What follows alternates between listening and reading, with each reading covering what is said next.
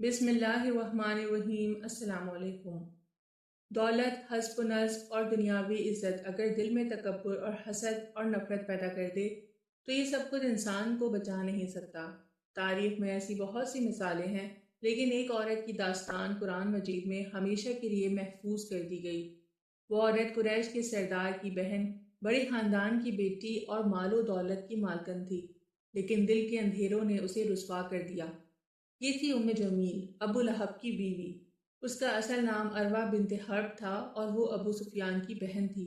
بظاہر ایک بااثر خاتون تھی، لیکن حقیقت میں اسلام دشمنی کی علامت بن گئی۔ ناظرین، ابو لہب نبی کریم صلی اللہ علیہ وآلہ وسلم کا سگا چچا تھا۔ گھر بھی قریب تھا، مگر قربت کے باوجود وہ سب سے زیادہ بڑا دشمن نکلا۔ جب نبی صلی اللہ علیہ وآلہ وسلم نے قریش کو توحید کی دعوت کے لیے جمع کیا تو ابو لہب نے سب سے پہلے مخالفت کی اور گستاخی سے کہا، کیا اسی لیے ہمیں بلایا تھا؟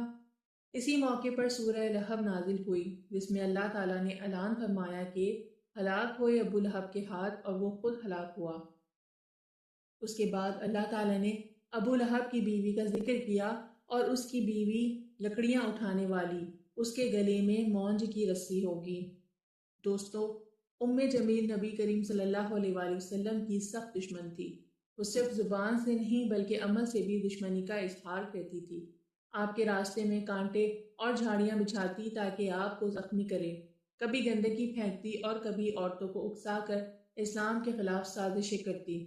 اسی لیے قرآن نے اسے حمالۃ الحطب کہا، یعنی لکڑیاں اٹھانے والی۔ بعض مفسرین کے مطابق یہ اس کی عادت کی طرف اشارہ ہے کہ وہ کانٹے دار لکڑیاں اکٹھا کر کے راستوں میں پھینکتی، اور بعض کے نزدیک یہ جہنم میں اس کی انجام کی نشانی ہے کہ وہاں آگ کا ایندھن اٹھانے والی بنے گی۔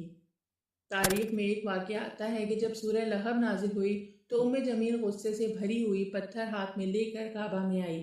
اس وقت نبی کریم صلی اللہ علیہ وآلہ وسلم حضرت ابو بکر صدیق رضی اللہ تعالیٰ عنہ کے ساتھ بیٹھے تھے۔ حضرت ابو بکر نے کہا، یا رسول اللہ، یہ آ رہی ہے، مجھے ڈر ہے کہ آپ کو نقصان پہنچائے گی۔ نبی صلی اللہ علیہ وآلہ وسلم نے فرمایا، فکر نہ کرو، وہ مجھے دیکھ ہی نہیں سکے گی۔ اور واقعی ایسا ہوا، وہ حضور کے قریب سے گزری، مگر اللہ کے حکم سے آپ اس کی آنکھوں سے اوجھل رہے۔ اس نے ابو بکر صدیق رضی اللہ تعالیٰ عنہ سے کہا، تمہارے ساتھی نے میرے اور میرے شوہر کی ہجو کی ہے، یعنی برائی کی ہے۔ اگر وہ مجھے مل جائے تو میں یہ پتھر اس کے سر پر ماروں گی۔ مگر نبی صلی اللہ علیہ وآلہ وسلم اس کے سامنے موجود تھے اور وہ دیکھ نہ سکی۔ یہ قرآن کی سورہ بنی اسرائیل آیت نمبر 45 کا عملی اظہار تھا، جہاں ارشاد ہوتا ہے، ہم نے آپ اور ان لوگوں کے درمیان جو آخرت پر ایمان نہیں رکھتے ایک پردہ ڈال دیا ہے۔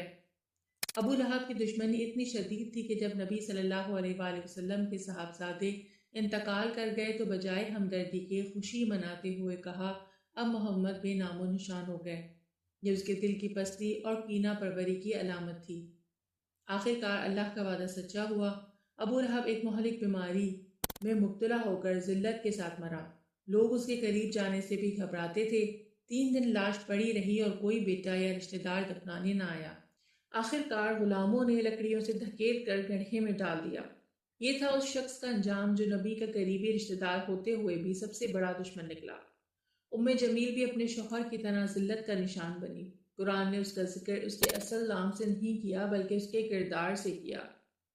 یہ اعلان تھا کہ دنیاوی عزت اور بڑے خاندان کا رعب اللہ کے ہاں کچھ نہیں، اصل چیز ایمان اور سچائی ہے۔ جمیل نے اپنی زبان اور سازشوں سے اسلام کو نقصان پہنچانے کی کوشش کی، لیکن آج اس کا ذکر صرف قرآن میں عبرت کی علامت کے طور پر باقی ہے۔ ناظرین، جمیل کی کہانی صرف ایک عورت کی داستان نہیں، یہ ہر دور کے انسان کے لیے پیغام ہے۔ یہ ہمیں بتاتی ہے کہ حق کا انکار کرنے والا ہمیشہ ذلیل ہوتا ہے۔ حسد، تکبر اور نفرت دل کو اندھا کر دیتی ہے۔ دنیا کی دولت اور رتبہ انسان کو اللہ کی پکڑ سے نہیں بچا سکتا۔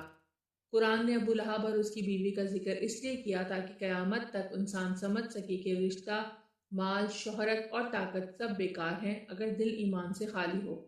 اللہ تعالیٰ ہمیں ایسی زبان، کردار اور رویے سے بچائے جو امت میں نفرت اور فساد کا سبب بنتی ہے، اور ہمیں ہدایت پر قائم رکھے۔ اگر آپ کو یہ ویڈیو پسند آئی ہو تو ہمارے چینل کو ضرور سبسکرائب کریں اور ویڈیو کو لائک اور شیئر کریں اور اپنی قیمتی رائے کمنٹس میں دیں۔ السلام علیکم۔